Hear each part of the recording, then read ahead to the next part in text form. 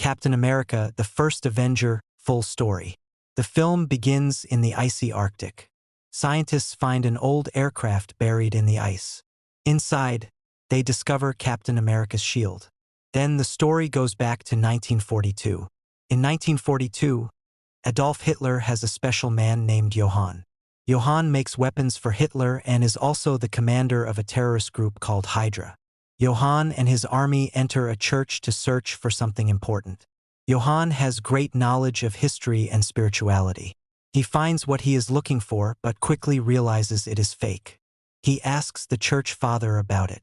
The father says, "You do not deserve what you want. You cannot control its power, and your intentions are not noble." Johann then notices a button on the wall. He presses it, and a box comes out.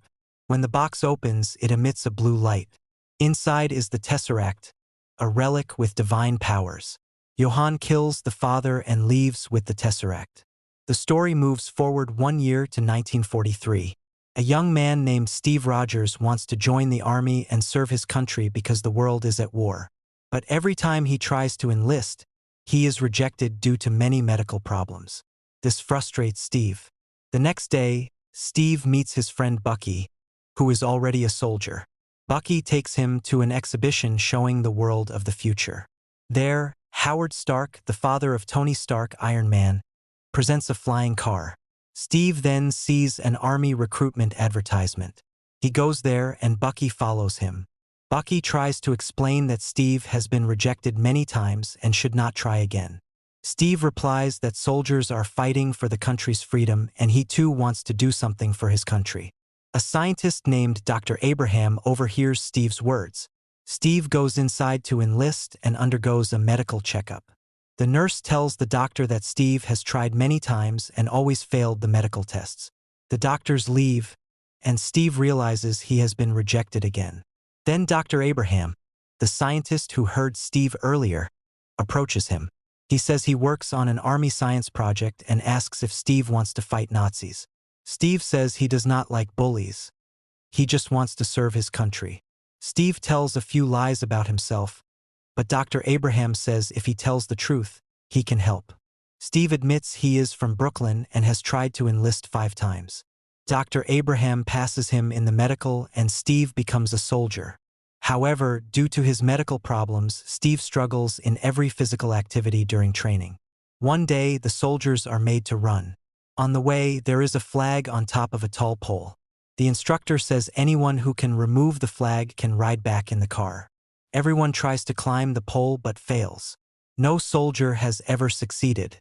Then Steve simply removes the pin holding the pole falls, he picks up the flag and gets into the car. The next day, Dr. Abraham arrives and tells Colonel Phillips that he has chosen Steve for the Super-Soldier Serum program. The colonel is shocked. He says Steve is the weakest man. A needle would pass right through his arm. The colonel prefers a different soldier who has many physical qualities. Dr. Abraham says he wants a man with a good heart, not just physical strength. To prove his point, the colonel throws a grenade among the soldiers. Everyone runs to safety, but Steve jumps on the grenade and tells others to get away. Meanwhile, the soldier the colonel wanted is hiding behind a vehicle. Everyone sees this and agrees Steve deserves the program. Now we see Johann experimenting with the Tesseract. He has built a machine that uses the Tesseract's energy. The machine stores huge amounts of energy. Johann says this energy can power their ships for many days and change the course of the war. Peggy Carter, a senior officer, takes Steve to Brooklyn, where Dr. Abraham's experiment is set to begin. Howard Stark is there too. He has built the machine for the experiment. The Super-Soldier Serum is injected into Steve's body. Then Steve is placed inside Stark's machine. Beta rays are projected onto him, and the power is gradually increased. At 70%, sparks start coming out. Dr. Abraham tells them to shut it down, but Steve shouts from inside not to stop. He can bear it. Howard Stark increases it to 100%. After some time, the machine stops and opens. Steve emerges completely transformed. All his illnesses are gone. He was thin and weak, but now his body is perfectly muscular. The Super-Soldier Serum experiment is a complete success. Everyone is happy, But at that moment, a HYDRA spy sets off a blast and steals the last remaining tube of serum. He also shoots Dr. Abraham and runs away. Dr. Abraham dies before Steve's eyes. Steve chases the spy. Earlier he could not even run, but now he runs faster than a car. He catches the man, but the last serum bottle breaks. Before Steve can get information, the spy bites a cyanide pill and dies, saying, "Hail HYDRA!" HYDRA is Hitler's terrorist group led by Johann. Johann, using the Tesseract, has created highly dangerous weapons. He kills some of Hitler's men because he wants to be the sole leader of HYDRA. Back with Steve, his blood sample is taken. The last serum bottle is broken, and they have no other samples. Dr. Abraham is dead. Peggy tells Steve it would take years to remake the serum without Dr. Abraham. Howard Stark tells the seniors he does not know how the serum works on humans. They cannot make any more super soldiers. The first and last super soldier is Steve Rogers. Steve's capture of the HYDRA spy makes him famous. His photo appears in newspapers.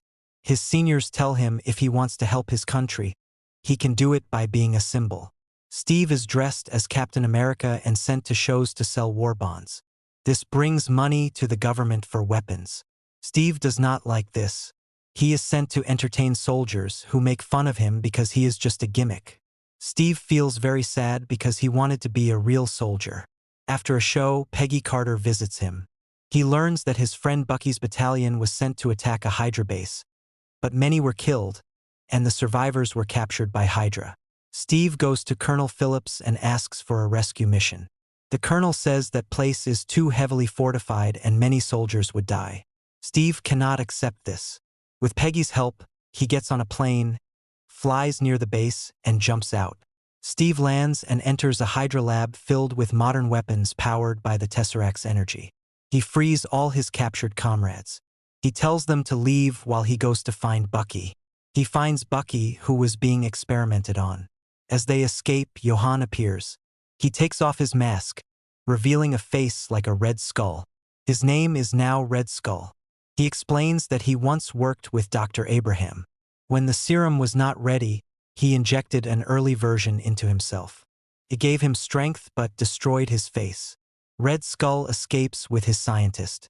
Steve brings Bucky and all the rescued soldiers back to camp. Colonel Phillips is overjoyed and now fully trusts Steve. Steve tells Peggy he saw markings on a map inside the HYDRA base and is sure those are HYDRA weapon-making locations. He wants to attack them.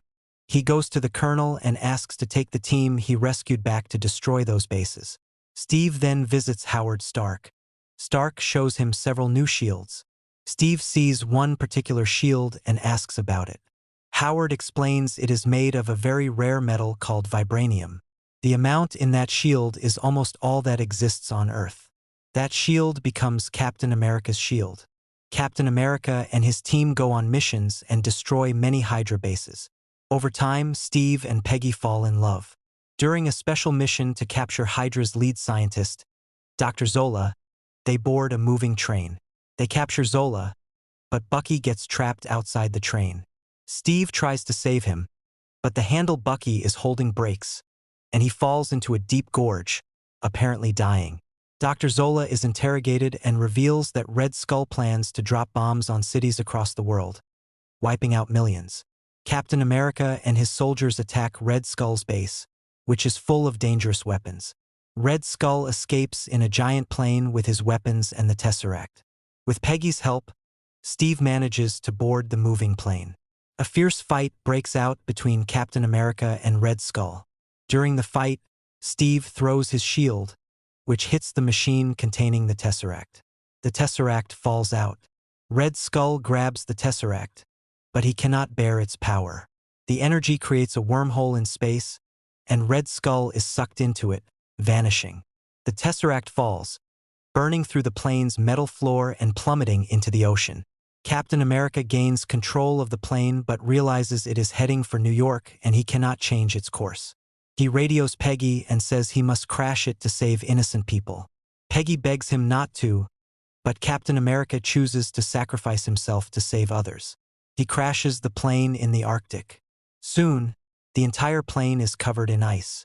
Howard Stark later recovers the Tesseract from the ocean, but Captain America remains missing. Germany is defeated and World War II ends. In the present day, Captain America's eyes open. He is in a hospital room. A nurse comes and he asks where he is. She says a hospital in New York. But Steve becomes suspicious because a 1941 baseball game commentary is playing on the radio. His accident happened in 1945. He realizes something is wrong, runs out, and finds himself in Times Square, New York City. The world has completely changed. At that moment, Nick Fury appears. He explains that Steve's plane crashed 70 years ago. He was buried under ice for 70 years yet remained alive. Nick Fury says he was going to explain everything slowly, but Steve figured it out quickly. In a post-credits scene, Nick Fury visits Steve and tells him he has a special mission for him. The film ends here. This film was released in 2011, has an IMDb rating of 6.9, a budget of $140 to $270 million, and earned $371 million at the box office. I hope you liked this story. Please subscribe Script Blueprint.